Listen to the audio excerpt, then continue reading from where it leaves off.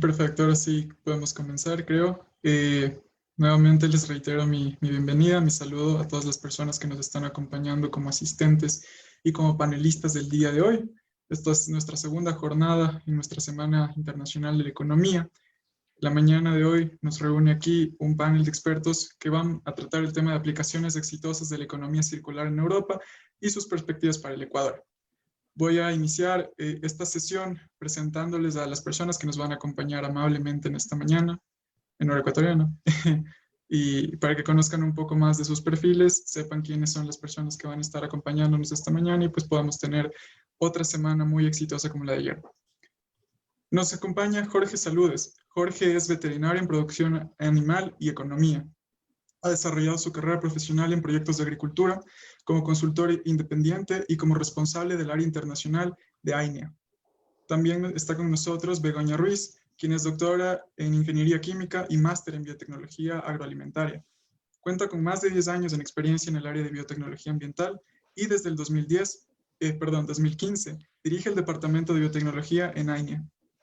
Está también con nosotros Nicolás Cerantola, quien es ingeniero industrial y desde el 2009 es fundador y director de Ecologing, consultor, docente y tutor de diseño, economía y emprendimiento circular en varias universidades y escuelas de negocio, tanto en Europa como en Latinoamérica. También nos acompaña en el rol de moderador para este evento Pietro Graziani, quien laurea en Ciencias Biológicas en la Universidad de la Sapienza en Roma, Italia. Tiene una maestría en Environmental Management de la Universidad de Londres. Cuenta con más de 20 años de experiencia en proyectos ambientales, de cooperación internacional en conservación de la biodiversidad y de los recursos naturales. Ha sido también gestor integral de residuos sólidos, tiene trabajos en economía circular que han sido realizados en Europa, África y Latinoamérica.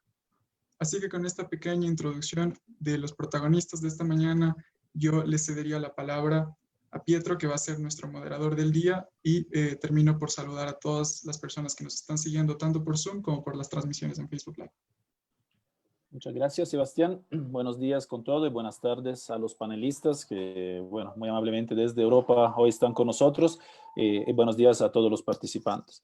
Hoy sí creo a tener un segundo día con una panel muy interesante donde creo que vamos a conocer una serie de aplicaciones, de ejemplos de economía circular en algunos países de Europa.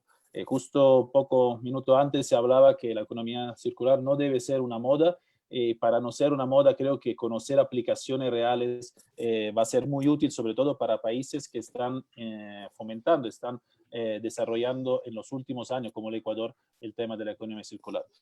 Antes de dejar la palabra a los panelistas, permítanme también agradecer a todos los organizadores, a la Pontificia Universidad Católica del Ecuador, al Instituto de Investigación de Economía de la PUCE, al Ministerio del Ambiente, Ministerio de Producción, a la Fundación ACRA y obviamente también a otros auspiciantes como la Fundación Hans Stiftung, el Banco Central del Ecuador y la Unión Europea. Con estas breves palabras no quiero quitar tiempo a los panelistas y entonces dejo la palabra a Jorge Saludes para que pueda empezar su presentación. Recuerda a todos que pueden durante las presentaciones, las 3 presentaciones que vamos a escuchar, enviar sus preguntas, sus inquietudes en la aplicación, en la herramienta abajo, Question and Answer, y al final de todos vamos a seleccionar una serie de preguntas o a sistematizarla para los panelistas. Por favor, Jorge, bienvenidos y muchas gracias. Muchas gracias a ti, Pietro. Como es debido, empiezo agradeciendo a la Pontificia Universidad Católica de Ecuador su amable invitación. Por supuesto, a Pablo Chafla por su insistencia y organización para que participásemos finalmente. Gabriela, en fin, moderador, compañeros de panel, muchas gracias a todos de entrada. Voy a hacer una breve introducción a la ponencia que es importante, que es la de mi compañera, la doctora Begoña Ruiz, pero para poner en contexto quiénes somos y qué hacemos y dónde estamos, he preparado una pequeña presentación del Centro Tecnológico AINEA. Vamos a ver. Sí, aquí está. Estamos en el Parque Tecnológico de Valencia. La ciudad de Valencia está en el Mediterráneo, 300 kilómetros al sur de Barcelona.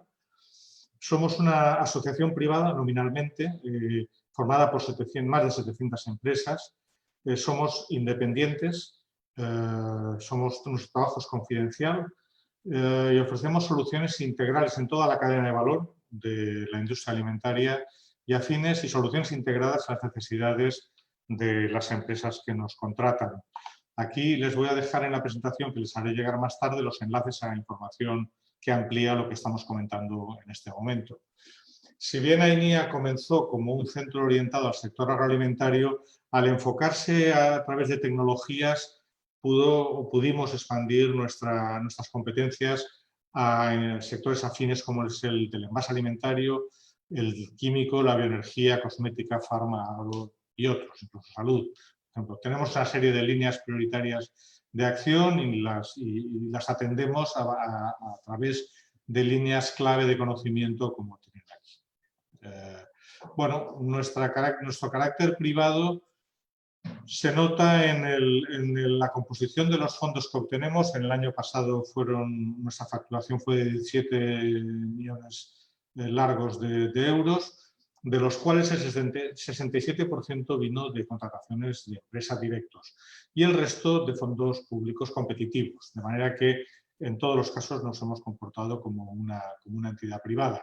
Si bien la base de nuestra actividad son los socios permanentes, por encima de 700, tenemos muchos más clientes que asociados. Hay otros 900 clientes que no están asociados, pero que también reciben los servicios de AINIA. La mayoría de ellos son pymes. Somos un centro que se debe esencialmente a un tejido industrial tradicional, como es el sector agroalimentario, fundamentalmente, formado por pequeñas y medianas empresas, y esa es la base de nuestra clientela, ¿no? Algunos datos macro de nuestra actividad. Tenemos unos laboratorios muy potentes, que el año pasado llevaron a cabo más de 200.000 ensayos, un potente centro de estudios de consumidor, que también trabaja con una base de datos de 35.000 consumidores. Tenemos una actividad de formación permanente en base a formación especializada, a cursos cortos, cursos orientados a la empresa, y una actividad internacional que nos permite estar presentes en muchos países. Para esto contamos sobre todo con un staff muy potente, en estos momentos 220 personas, 67% de los cuales son graduados o doctores y o doctores. Tenemos unas instalaciones, esencialmente unos 13.000 metros cuadrados, en los cuales tenemos los laboratorios, todos ellos acreditados, 8 laboratorios y 12 plantas piloto que reflejan esencialmente lo que las empresas nos están pidiendo en la actualidad.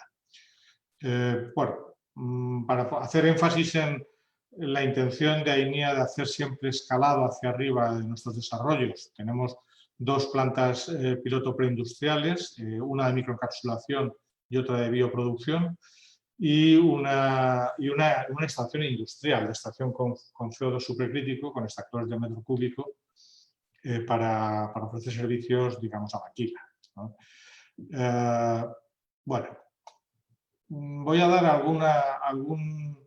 en esta diapositiva, que es la última, voy a dar alguna indicación sobre cómo nosotros trascendemos en la temática de la economía circular a las empresas. Sobre todo, creo que hay que resaltar que hacemos mucha información y difusión a través de boletines esencialmente gratuitos, a los que ustedes se pueden registrar a través de nuestro enlace en la página web, y en los cuales damos, por ejemplo, en el boletín semanal Tecnoalimentaria, noticias de proyectos de economía circular. Vamos a ver si esto abre con rapidez, y si no lo dejaré ahí porque ustedes ya lo podrán ver luego, en distintos ámbitos. A ver, esto no quiere abrir. Bueno, es igual, ya lo dejamos ahí. Participamos en foros esencialmente con empresas, donde se debate sobre temas de máxima actualidad de la temática de economía circular, bien sea relacionado con el ciclo del agua, bien sea relacionado con los residuos o con el diseño higiénico en los envases. Damos formación, como hablábamos antes, hacemos formación específica, pues, por ejemplo, relacionada con la gestión de depuradoras o con temas relacionados con la economía circular, como es el tema de los envases y la legislación que rodea en estos momentos a los envases, especialmente los plásticos. Y, por supuesto, participamos en proyectos de I+D, pues, proyectos de I+D como el que luego detallará mi compañera, pero hacemos, en fin, un número elevado de proyectos relacionados con los residuos urbanos, depuración de aguas, biogás, biorefinerías, etc. He comentado anteriormente que la Unión Europea hace una apuesta permanente por la actualización, por cerrar el ciclo de los productos, el ciclo de vida de los productos y alcanzar un alto nivel de circularidad de la economía de la Unión. Para eso he puesto un enlace en el que luego pueden ver las inversiones tremendas que esperamos consigan que este movimiento potente de economía circular no quede en un mero pronunciamiento, en una mera moda, sino que deje un rastro de mejora clara, de mayor sostenibilidad de la actividad empresarial con respecto al medio ambiente y con respecto a todos los que vivimos en la Unión Europea. En fin, como ejemplo base. No sé si se siguió viendo la pantalla o se cortó. ¿Se cortó? Sí, se cortó. Se cortó el compartir pantalla. Bueno, yo en cualquier caso había terminado y con esto doy paso a mi compañera Begoña, que tiene una presentación muy interesante que compartir. Adelante, Begoña.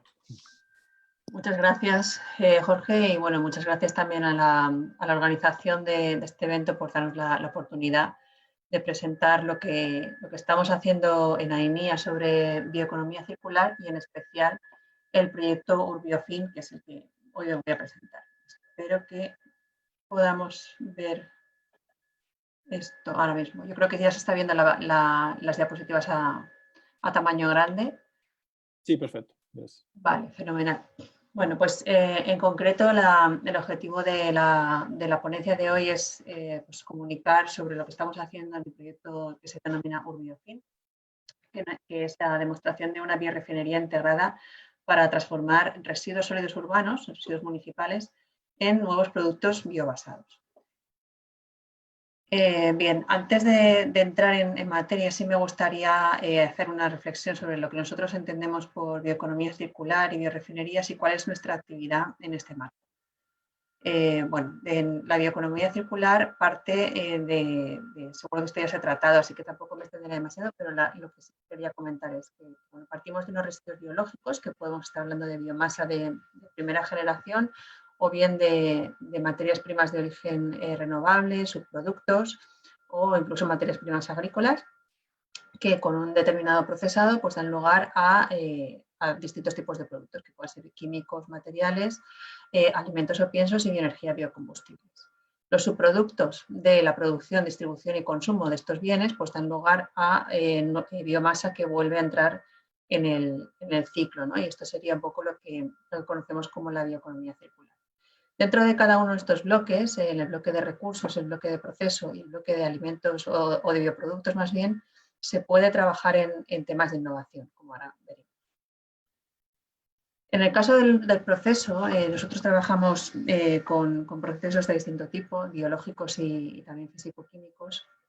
Es lo que llamamos las biorefinerías, ¿no? Que no es más que una combinación de procesos que dan lugar a una variedad de bioproductos y que se pueden aplicar como una nueva actividad completamente diferente a la industria existente o bien complementar o completar las actividades que existen ya.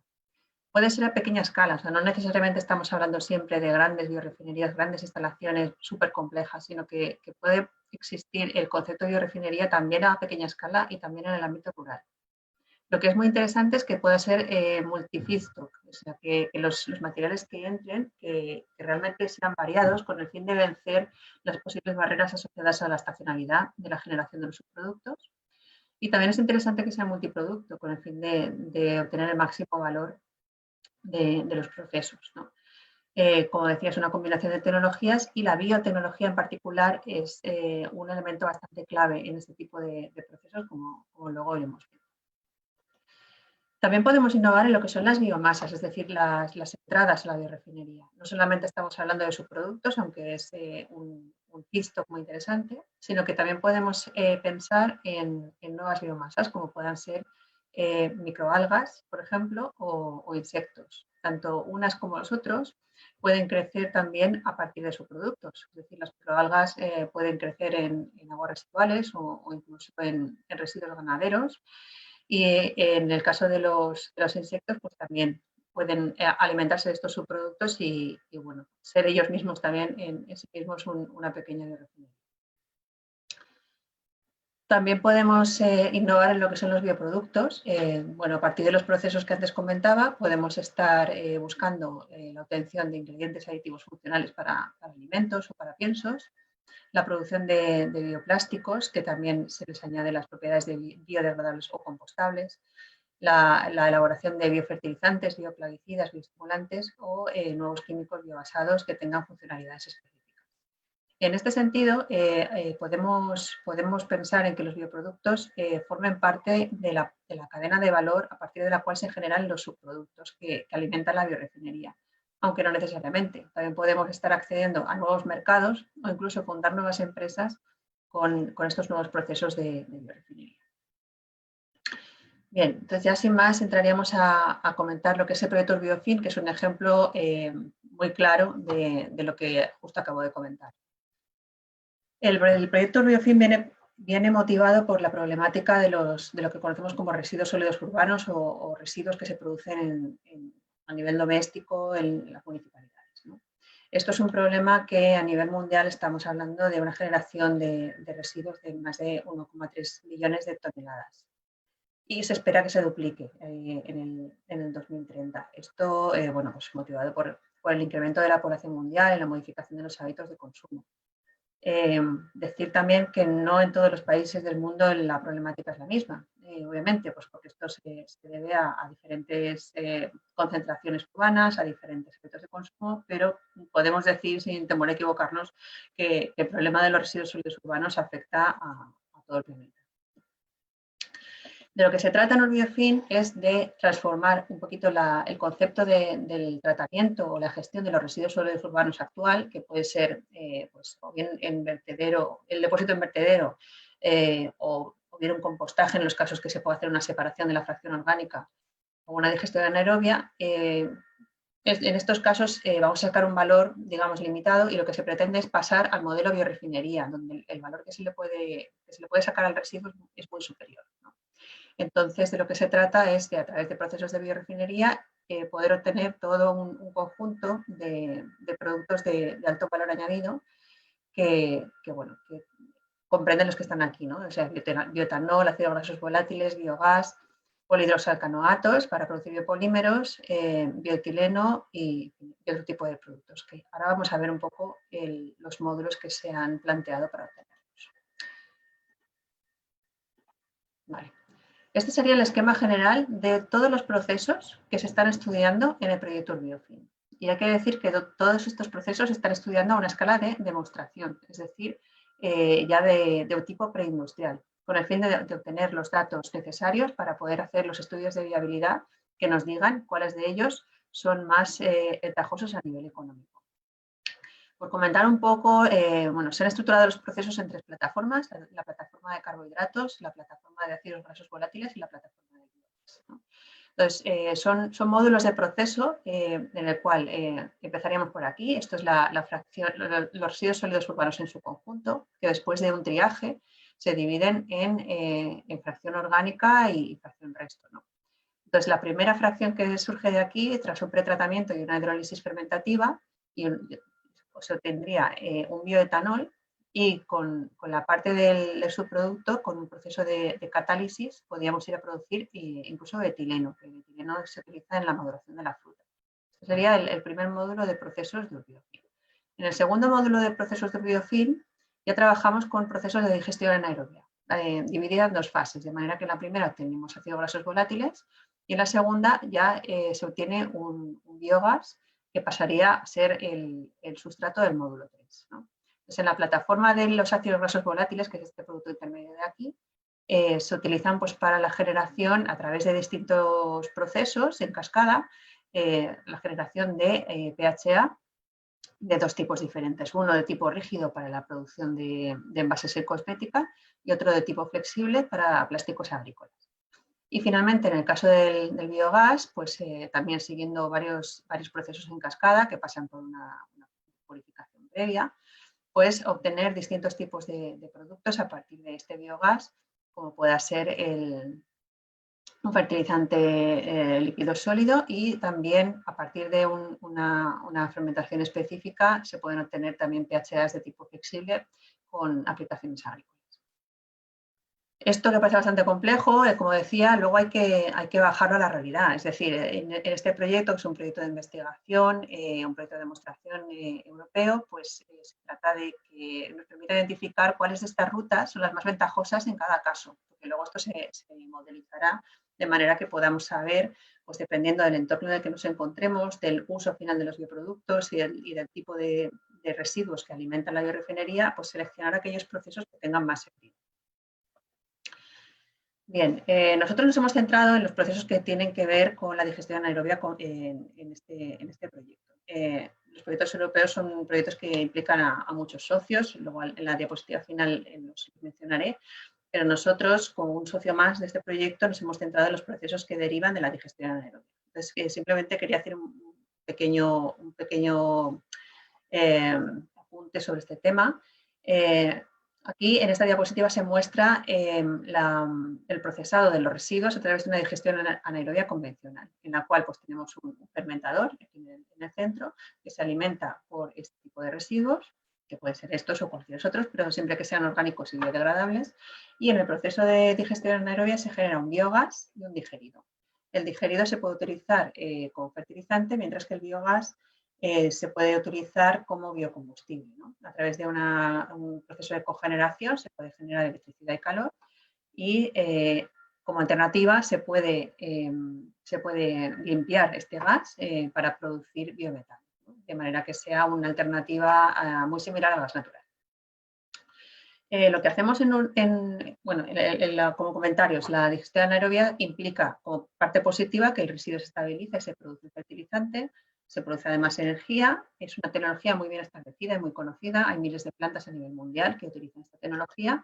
Como contrapartida, pues tenemos una aportación de valor limitada, es decir, pues, o tenemos un fertilizante o tenemos energía, que está fenomenal, pero la ambición de Urbiofin es ir más allá, ¿no? Y entonces, la idea era parte de dividir el proceso en dos fases diferentes, en la cual en la primera fase se genera el proceso hidrolítico acidogénico, y en la segunda fase se genera el proceso metanogénico. Entonces, en esta primera fase pues se alimenta el residuo y se obtiene lo que se conoce como ácidos grasos volátiles, que son los ácidos grasos de entre 2 y 6 carbonos.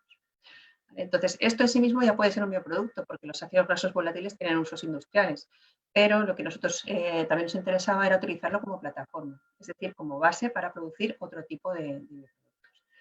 En la segunda fase se genera un biogás, que en sí mismo también puede ser un bioproducto tipo bioenergía, o puede ser también una plataforma química para generar productos adicionales. Y el digerido, que ya lo teníamos en la versión anterior, ¿no?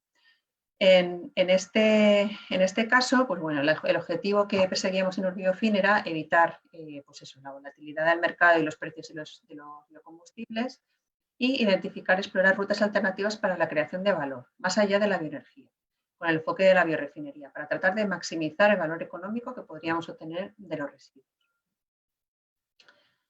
Bien, como decía, los ácidos grasos volátiles en sí mismos pueden ser ya un producto, ¿de acuerdo? Entonces, para ello necesitaríamos hacer una fase de concentración o purificación de los ácidos grasos volátiles, que implicaría pues, distintas tecnologías en función de la pureza que se quiera alcanzar, porque eso también va a condicionar el valor económico que van a alcanzar estos valores, estos ácidos en el mercado, ¿de acuerdo? Que pueden oscilar, pues, por ejemplo, en el acético entre 400 y 800 euros la tonelada, pues dependiendo de su pureza y sus características. Con el resto de los ácidos pasa de forma similar. Si lo que queremos es utilizarlos como plataforma química, entonces hay una serie de procesos que se aplican a los AGVs para obtener el MCL-PHA y el SCL-PHA, que son los bioplásticos rígido y flexible que comentaba antes. De esta manera nos quitamos esa fase de purificación que decía, con distintas tecnologías, pues evitamos esos procesos downstream, se genera un valor adicional. Son unos plásticos que tienen buenas propiedades mecánicas y térmicas, son biocompatibles, son biodegradables en determinadas condiciones, es decir, bueno, pues tenemos un producto aquí que es muy interesante. Aquí, como decía, se trata de un proyecto de demostración, es decir, aquí en las imágenes pueden ver las instalaciones en las cuales se están llevando a cabo distintos procesos de la biorefinería. Es decir, estamos alcanzando ya una escala que nos permitirá llegar a unas conclusiones muy válidas en cuanto a la viabilidad industrial, tanto técnica como económica y medioambiental de todos estos procesos. ¿De acuerdo? En la página web del proyecto van a encontrar mucha más información. Y esta sería un poco el consorcio del proyecto, que bueno, como ven es bastante amplio porque pues, son muchos los procesos implicados, es mucha la variedad de conocimiento que hay que poner en juego y bueno, pues disculpen que se ha pasado un poco la presentación. Y bueno, pues hay que hacer equipo, ¿no? Y de eso se trata.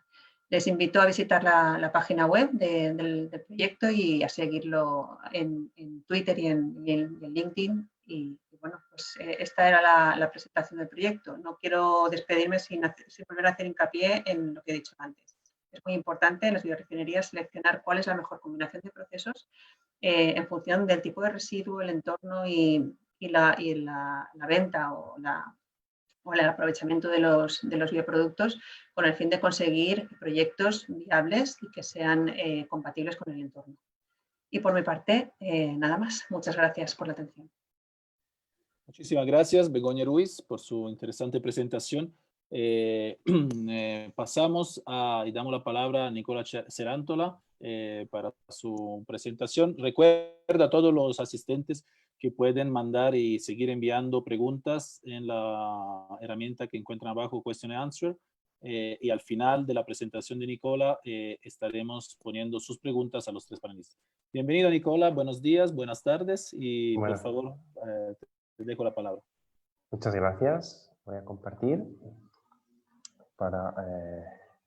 Bueno, primero agradecer a la universidad y a todos los organizadores por invitarme. Es un honor y un placer poder compartir con vosotros algunas reflexiones sobre aplicaciones exitosas de economía circular. También agradecer a mis compañeros de AINIA por todo el trabajo que hacen y también por sentar las bases de lo que yo voy a contar desde una perspectiva quizás menos vertical y más horizontal. Así que esta explicación aparte que me encantó y me parece un tema súper apasionante. Veremos ahora en estas aplicaciones exitosas que seguramente vosotros habréis tenido relación con alguno de estos emprendimientos y empresas que están llevando a la práctica la economía circular. Así que sin más, me gustaría brevemente ponernos en contexto sobre quién soy y qué he estado haciendo en estos años. Pues mi nombre es Nicola Cerantola, soy ingeniero industrial. En el 2009 lancé este proyecto con la idea de difundir el concepto de ecodiseño, aunque luego me he dado cuenta en los años que realmente ecodiseñar un producto, un servicio, está realmente muy limitado si no empezamos a verlo de una manera más holística, más desde una perspectiva de modelo de negocio. Y ahí luego ya cuando empecé a aplicar el concepto de ecodiseño al emprendimiento y al acompañamiento de empresa, ya surgió el concepto de economía circular, que realmente era esto que tanto me preocupaba. Así que desde entonces me voy dedicando un poco a la difusión del mensaje desde una perspectiva de divulgación y formación, porque creo que todavía hace falta jornadas como esta para seguir concienciando el tejido industrial y empresarial de que tenemos que cambiar. También hay que decir que hoy en día la pandemia ha acelerado este proceso de crisis de sistema, por lo tanto quizás es un aprendizaje que podemos también aprender de ello. El tema de la mentorización y metodologías, ahora os enseñaré un segundo cuál es el tema principal del tema de las metodologías, y finalmente el tema de la exploración y asesoría. En este sentido me refiero a la conexión de diferentes disciplinas, ¿no? Yo como vengo de la ingeniería industrial me he dado cuenta que realmente el problema ambiental que tenemos solo se puede solucionar si mezclamos disciplinas y si nos hibridamos con los antropólogos, con los de marketing, con los de económicas, etc. Entonces, para simplemente comentar las dos facetas más importantes de mi trabajo, la parte de trabajo en las universidades y hoy en día también en la plataforma online de formación, y el tema de la metodología, ¿no? La vertiente educativa primero y luego la vertiente más relacionada con el acompañamiento a emprendedores y empresas, porque en todos los ejemplos que veréis a continuación realmente detrás hace falta un trabajo de prototipado de nuevas soluciones, ¿no? En la economía circular yo creo que es bastante sencilla en una concepción mental, pero lo que necesitamos es encontrar herramientas, ¿no? Y esta herramienta pues la lanzamos en el 2012 y hoy en día pues sigue creciendo y ya tiene un cierto recorrido. De hecho, tuve la oportunidad de viajar a Ecuador el año pasado para poder seguir promoviendo este tipo de metodologías. Aquí son algunos de los clientes, pero bueno, vamos a lo importante, ¿no? Que es el tema de la economía circular.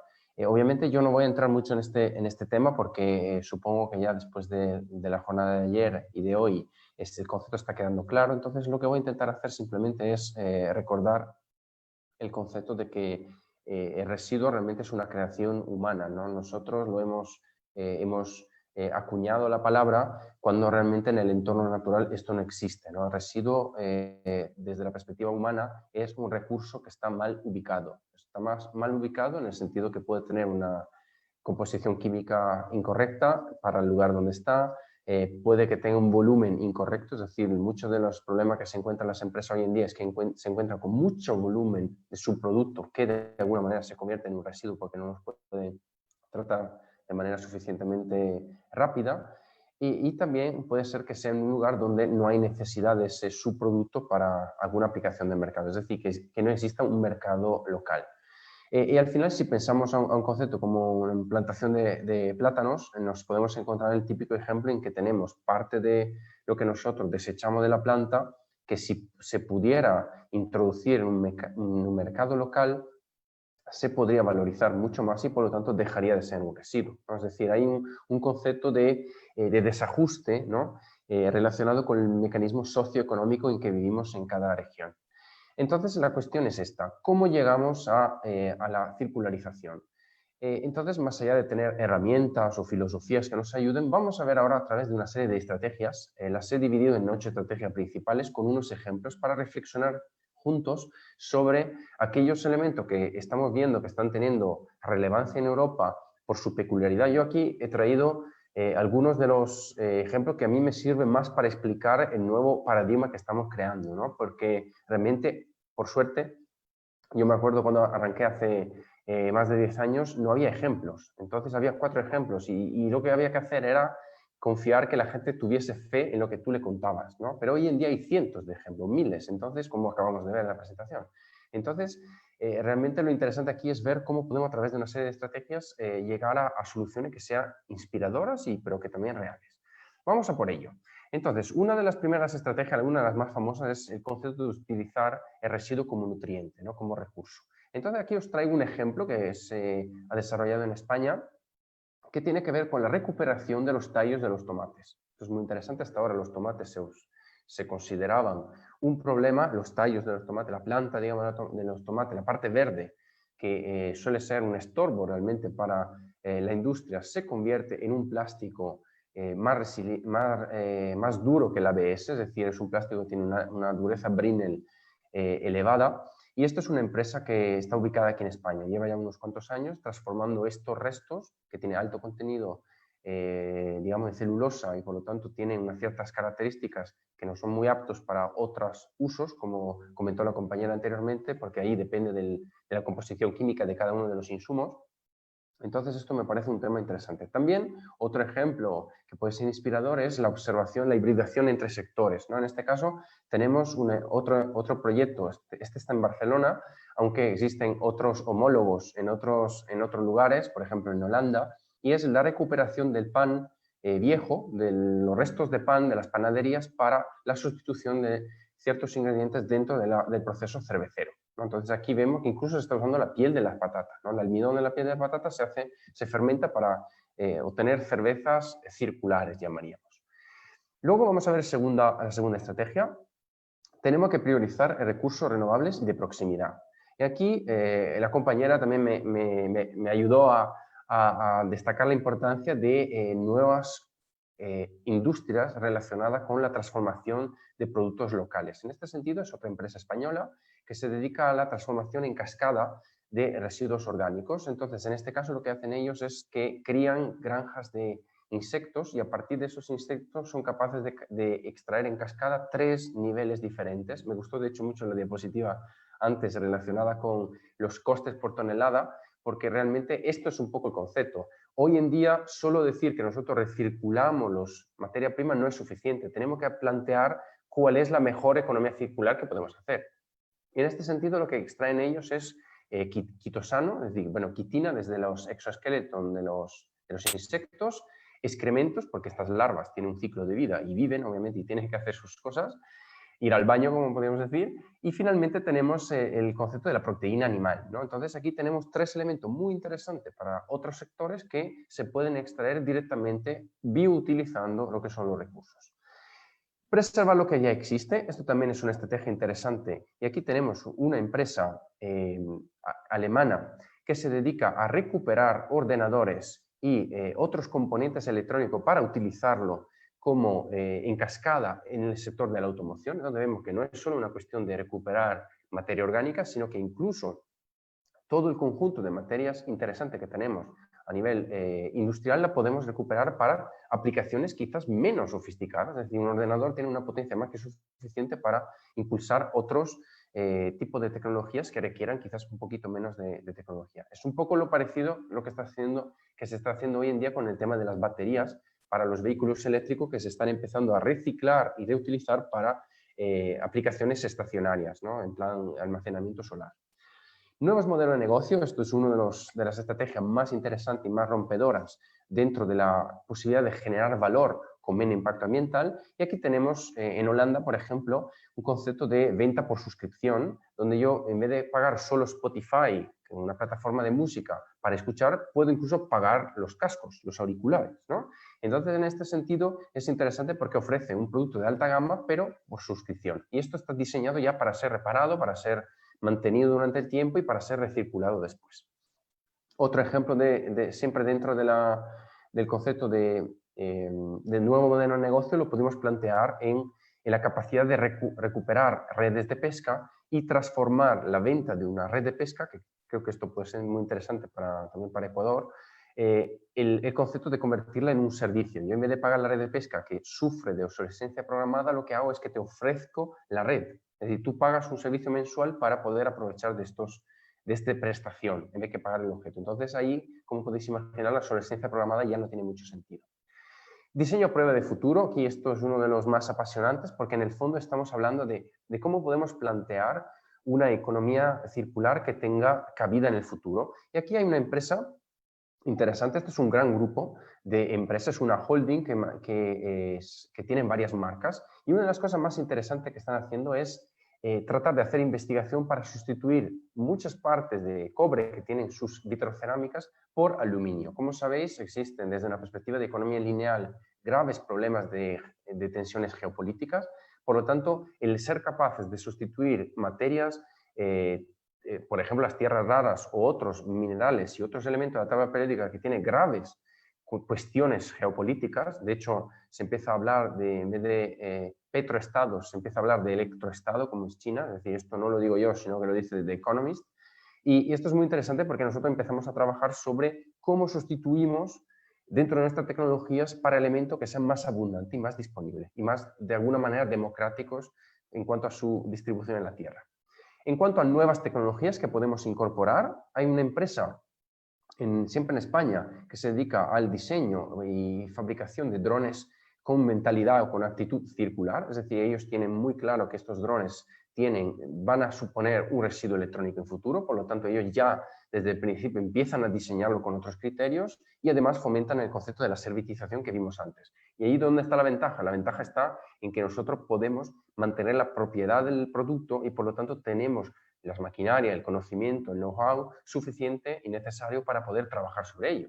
Si yo en mi casa tengo un sistema de alumbrado, pero soy una persona en particular que no tengo ninguna conexión con el mundo del alumbrado, con las tecnologías de alumbrado, está claro que para mí eso, cuando termina su ciclo de vida, no me sirve de nada, de hecho me supone un coste. Entonces eso es importante porque a través de la servitización podemos tratar de tener más soberanía sobre los materiales. El séptimo, es decir, colaborar para co-crear, en este sentido, Y tomando perfectamente lo que comentaba mi compañera anteriormente, el tema de la biodigestión, un tema súper interesante. Esto es una empresa italiana que se dedica a hacer quesos de alta calidad, y lo que han empezado a hacer hace unos cuantos años es empezar a biodigerir mucho de los residuos que ellos generaban a partir del suero y de otros. Entonces lo que hacen ellos ahora es que recolectan de la cooperativa de 75 agricultores, son capaces de recuperar los residuos de cada uno de ellos y los biodigieren, y lo que obtienen, como comentaba la compañera, efectivamente era electricidad, calor e incluso un gas que en Italia se puede utilizar como GPL, ¿no? Que es un gas líquido, liquefacto. Entonces, en este sentido, es un tema muy interesante porque además ellos han instalado paneles solares, es decir, que han sabido alinear intereses dentro de su entorno, de su comarca, de su territorio, para generar círculos virtuosos, ¿no? Circulares. Y el último, el tema de repensar las necesidades. Yo en este sentido estoy enfatizando mucho este tema últimamente porque me doy cuenta, o por lo menos he llegado a la conclusión, de que una economía circular solo es posible si replanteamos la forma en que consumimos, y no me refiero a la típica tenemos que consumir mejor y no menos, sino que tenemos que consumir mejor y mucho menos. Es decir, sobre todo lo que podemos llamar malamente primer mundo, porque realmente la cantidad de residuos que también comentaba la compañera anteriormente está creciendo de manera descontrolada, y mucha culpa de esto tiene un consumo que no tiene ningún sentido. De hecho, nos estamos acercando hoy en día al Black Friday, que creo que es mañana o pasado mañana, y por lo tanto tenemos que cambiarnos un poco el chip. Y aquí os traigo un ejemplo de Suecia, donde ellos te permiten prácticamente en un supermercado, los precios están expresados en kilos de CO2 en vez que en euros, o en la moneda suya, bueno, creo que tienen euros, ¿no? Entonces, aquí es un tema un poco de cómo podemos plantear estrategias que permitan mejorar la concienciación con respecto a las necesidades que tenemos. Para ir terminando, oportunidades para Ecuador. Yo aquí, para también lanzarlo de cara a la mesa redonda en que estamos, voy a lanzar 4 cosas que creo que son importantes de cara al futuro. El tema del diseño circular. No existe economía circular, o por lo menos es muy vulgar la economía circular que hacemos si no hacemos un diseño circular, si no hacemos un ecodiseño. Es decir, aplicamos la teoría de trituradora, y esto no es bueno ni económicamente, ni ambientalmente, ni socialmente. Segundo, el uso eficiente y compartido de recursos. El auge de la economía colaborativa está rompiendo barreras y culturas a partir del compartir el mismo vehículo, cosa que ya se hace en muchos países, pero digo, nosotros nos hemos acostumbrado a tener nuestro taladro, nuestra lavadora, nuestro coche, nuestro carro, etcétera, cuando en realidad lo que tiene sentido es compartirlo con otros. Y esto estamos volviendo a ello. La producción y consumo bajo demanda y kilómetro casi cero. La economía lineal es una economía muy eficiente en cuanto a economía de escala, pero es muy deficiente en cuanto a medio ambiente y sociedad. Por lo tanto, tenemos que replantear si el futuro va hacia una producción y consumo miniaturizada directamente en los barrios, directamente en las ciudades. Y esto de la biorefinería que comentaba mi compañera me encantó. Diseño en abierto para la trazabilidad y la durabilidad. Hoy en día, sobre todo en Ecuador, que se dedica a mucha exportación de productos y de alimentos, tiene yo creo la ventaja y la oportunidad de abrir cómo se fabrican estos productos, cómo se cultivan estos hortalizas, estos productos alimentos porque hoy en día la demanda del mercado es muy fuerte con respecto a la trazabilidad y la transparencia, y también hacer productos que duren. Y finalmente el concepto de servitización que ya comentamos, y es decir, que cada uno de vosotros planteemos cuáles son los posibles nuevos modelos de negocio que podemos aplicar en nuestra día a día. Así que bueno, os dejo termino con esta frase, y es que en el fondo, si no tenemos el valor de dejar lo que conocemos, el puerto, ¿no? Desde lo que conocemos para adentrarnos en lo desconocido, es muy probable que nos sepamos encontrar nuevos lugares, ¿no? Que no podamos. Entonces, con esta un poco tratar de animaros, dejo la palabra a mis compañeros para seguir con la mesa redonda. Y muchas gracias. Muchísimas gracias, Nicola. Muchas gracias por tu presentación, y muchísimas gracias a los 3 panelistas por su interesante ponencia y aporte. Creo que realmente pueden ser un modelo, esperemos, inspirador para Ecuador y todos los países de Latinoamérica. Ya llegaron algunas preguntas, y en honor al tiempo voy a presentar y a direccionar las preguntas inicialmente, creo, para Begoña. ¿Cuál es la proyección de crecimiento de mercado para los productos biobasados y cuáles biobasados en su experiencia están experimentando mayor crecimiento? Una pregunta muy relevante y de hecho la cuestión es que tampoco hay tantos datos sobre este particular. Yo sí, si os parece, os puedo compartir un segundo un dato que tengo, que es este, no sé si se estará viendo, creo que sí. Bueno, hay una referencia que es la que aparece en la parte inferior de la pantalla, ¿vale? Que es un estudio que se ha realizado sobre el mercado de los productos biobasados en la Unión Europea, ¿vale? Entonces, aquí se puede ver para distintas categorías de productos biobasados la producción en kilotoneladas al año de estos productos biobasados en la Unión Europea, la producción total del producto biobasado o no en la Unión Europea y, por tanto, cuál es el porcentaje que procede de producto biobasado, ¿no? Vemos que en algunos casos es tan grande como el 50%, en el caso de los surfactantes el 50% está viniendo de fuentes biobasadas, mientras que en otros pues hay poco, ¿no? Hay poco porcentaje, pues los químicos plataforma, como puede ser el ácido acético que comentábamos antes, pues tienen un share bastante bajito, ¿no? En este caso de 0,3%. En global estamos hablando de un 3% de estos productos que están viniendo de origen bio, ¿no? Y aquí también, pues en la última columna se indica el consumo. Y esto es interesante verlo porque hay algunos ítems donde se está consumiendo más bio de lo que se está produciendo. Es decir, hay una demanda que no está satisfecha de productos biobasados, ¿no?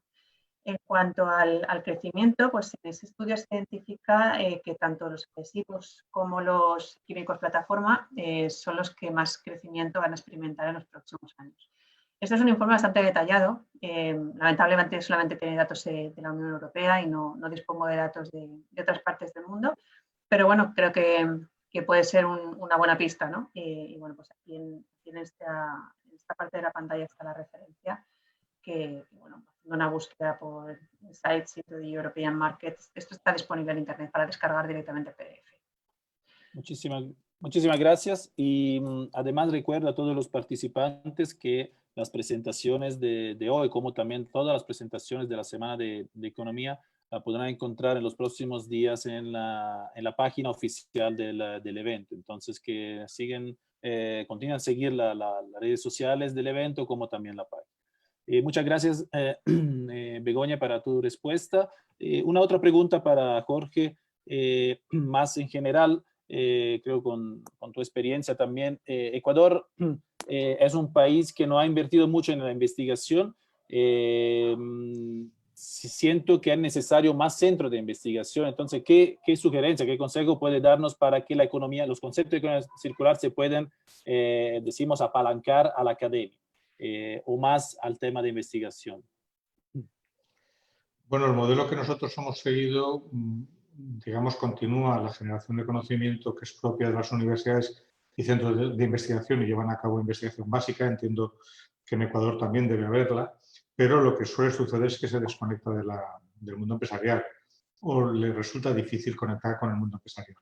De manera que iniciativas del tipo de centros tecnológicos, de potenciar centros tecnológicos, o por lo menos unidades de transferencia que funcionen con esa mentalidad de abajo arriba, una mentalidad no dogmática, donde la empresa nos enseña a encontrar, a identificar cuáles son los verdaderos problemas que se están limitando su competitividad y a partir de ahí ponemos todo el esfuerzo intelectual y toda la capacidad técnica y científica para encontrar soluciones. Ese quizás sea el eslabón que falta, ¿no? Porque desde luego Ecuador, estoy totalmente seguro de que tener una capacidad científica tan buena como cualquier otro país. Lo que sucede generalmente, insisto, es una cierta desconexión con el sector productivo. También es verdad que no es fácil trabajar en el ámbito en el que nosotros trabajamos porque que los trabajos sean confidenciales, por lo tanto tenemos que cobrarlos, ¿no? Y a la vez manejar actores que muchas veces son competidores es delicado. Es un tema muy delicado y cómo se gestiona la propiedad intelectual de los resultados de los trabajos que hacemos. Pues, en fin, son muchas cosas las que hay que tener en cuenta para que una iniciativa de transferencia de tecnología de base empresarial tenga éxito. Pero bueno, nosotros hemos ofrecido nuestra experiencia en varios países y bueno, pues en el caso de Ecuador, como no puede ser de otra manera, también estaremos abiertos a compartirlo. Muchísimas No sé si gracias. responde. Muchísimas gracias, Jorge. Un par de preguntas también para Nicola. ¿Cómo, tu opinión, se minimizan los costes de transición en el uso de estos servicios que vendrían a reemplazar la obsolescencia programada? Primera pregunta. ¿Transición o transacción? La verdad que no Transacción, entiendo bien. transacción. Claro, el coste de transacción me refiero a, supongo que se refiere al hecho de pasar de un servicio a un producto comprado, ¿no? Yo creo que la cuestión es que hoy en día se empieza, por lo menos los anuncios que se ven aquí en Europa, por ejemplo, un coche ya hoy en día no te hablan de cuánto cuesta, sino te hablan de cuánto te cuesta al mes, ¿no? Entonces yo creo que es un concepto que se llama, por ejemplo, total cost of ownership, y es el coste total de la propiedad de un producto. Entonces, hasta ahora, cuando uno planteaba el coste de un taladro o de una maquinaria, cuando íbamos a una tienda a comprarlo, pensaba en el coste. Y luego ahora se está empezando a difundir también la cultura de que en vez de medir los euros o los dólares que te cuesta un taladro, que pienses a cuánto te cuesta cada agujero que haces con el taladro. Y esto es un poco el concepto, ¿no? La servitización, echando cuentas, realmente los costes de transacción, primero, se están haciendo más bajos porque la transacción y la comunicación y la conexión entre demanda y oferta se está haciendo en un clic. Antes tú tenías que poner un anuncio para alquilar el taladro o para buscarlo, ¿verdad? Entonces yo creo que el coste de transacción de buscar soluciones ha caído en picado. En cuanto al uso, en este sentido yo creo que estamos un poco desviados porque recibimos mucho producto de bajo coste. Esto, producto de bajo coste que tiene mucha obsolescencia programada, realmente te sale el tiro por la culata, como se dice aquí. Es decir, que al final son productos que duran poco y que realmente deberían, y de hecho empiezan a estar, por ejemplo, en Europa castigados, ¿no? Porque empieza a haber unos mínimos de requerimientos cuando tú te compras un producto, por ejemplo, electrónico, de durabilidad. Entonces yo creo que estamos todavía en una fase quizás de dicotomía entre comprar y alquilar, pero en futuro es muy probable que muchos de estos productos, mucho más de estos productos, se habiliten para ser servitizados en vez de ser comprados. Muchísimas gracias. Una segunda pregunta. ¿De qué manera se puede incentivar el consumo de bienes y servicios provenientes de empresas circulares, tomando en cuenta que aquellos productos que provienen de empresas de una economía de escala son más baratos y atractivos para el consumidor? Sí, bueno, esta es la pregunta del millón. El espectador anónimo ha dado en el centro de uno de los grandes retos.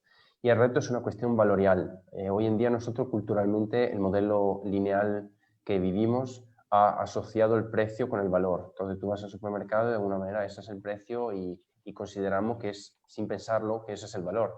Pero realmente hay detrás unos costes externalizados que hasta ahora no se están pagando y que de alguna manera sociales y ambientales que deberían subir mucho el precio de esos productos baratos y atractivos. Y luego yo creo que, por un lado, rompiendo una lanza a favor de la situación actual, yo creo que la pandemia ha ayudado un poco también a que la gente empiece a plantearse si tiene que consumir más local. Y yo creo que en España, por ejemplo, ha habido un cierto cambio, esperemos que dure, que no sea una moda como decían antes, porque en el fondo hay una sensibilidad mayor, yo creo, a la hora de comprar un producto que esté hecho aquí y que se cultive aquí, y que se cultive aquí con ciertos criterios y que dé trabajo a la economía local y a pequeñas empresas. Entonces yo creo que una mayor y mejor regulación por parte de los gobiernos para que no haya prácticas desleales, como sucede hoy en día, y luego un cambio cultural también, aunque pueda costar un poco más, ¿no? Como hemos dicho antes, estamos frente ahora al Black Friday y mucha gente comprará mañana, ¿no? O pasado mañana. Pero todo esto yo creo que está poco a poco cambiando. Entonces es cuestión de seguir difundiendo y seguir tratando de provocar a las personas que reflexionen un poco más. Muchísimas gracias. Tenemos algunos minutitos más. Quería solo hacerle una pregunta a los tres, si me puede ayudar con una respuesta muy rápida, porque me parece muy interesante. Estamos en un evento apoyado por una academia, una universidad importante aquí de Ecuador, y la pregunta creo que cae bien. ¿Cuáles habilidades y competencias claves, en su opinión, deben desarrollar los nuevos estudiantes de pregrado y posgrado para formarse de manera óptima en temas de bioeconomía y economía circular? Begoña, por favor.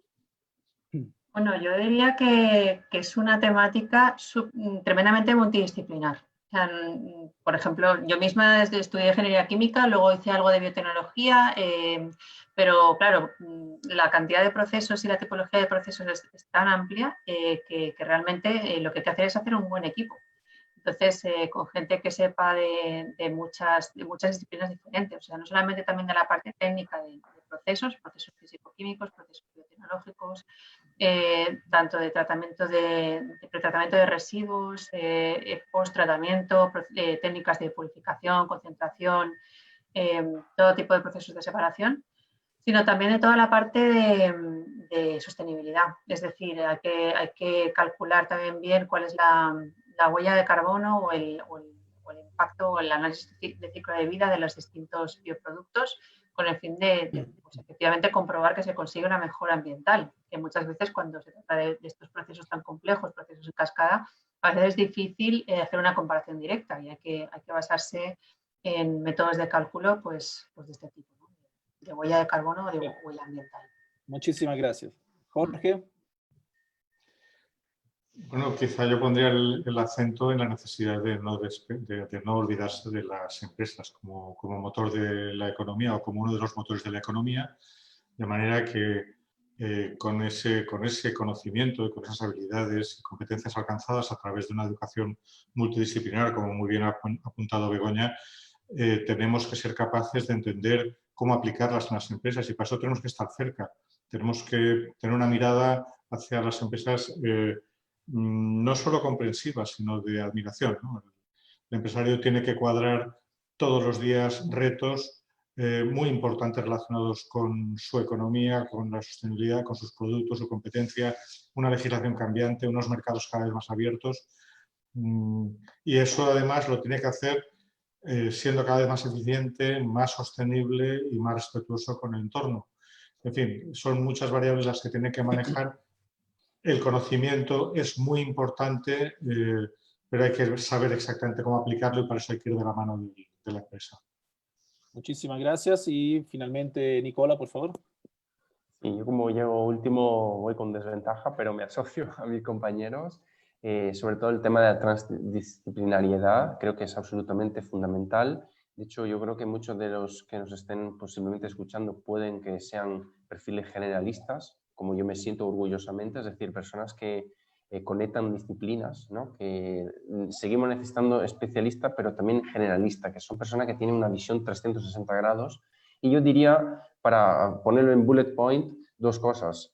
Introducir en todas las carreras universitarias, que es algo que se está haciendo bastante, por ejemplo, aquí en España y en otros países, el tema del diseño, porque el diseño es la capacidad de solucionar un reto teniendo unas cuestiones cambiantes. Entonces, el diseño, me refiero a diseño de negocio, diseño de ecodiseño, diseño social, etcétera. Y luego el tema del emprendimiento. Emprendimiento como actitud frente a la vida, ¿no? No esperar que los problemas los solucione el gobierno o otras cosas, sino que tú ser proactivo en la generación de negocios con valores sociales y ambientales que sean capaces de solucionar los grandísimos retos que tenemos. Yo creo que estas dos asignaturas yo las pondría obligatorias desde la escuela primaria.